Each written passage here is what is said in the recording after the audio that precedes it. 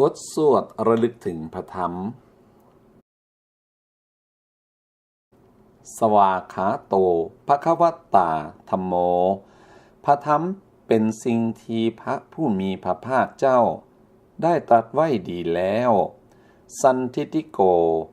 เป็นสิ่งที่ผู้ศึกษาและปฏิบัติพึงเห็นได้ด้วยตนเองอากาลิโกเป็นสิ่งที่ปฏิบัติได้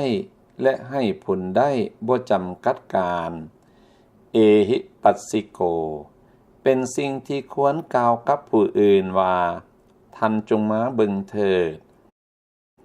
โอปนยิโกเป็นสิ่งที่ควรน้อมเข้ามาใส่ตัวปัจจัตตังเวทิตโพวิญโยหิติเป็นสิ่งที่ผู้ฮู้ก็ฮู้ได้เฉพาะตนดังนี้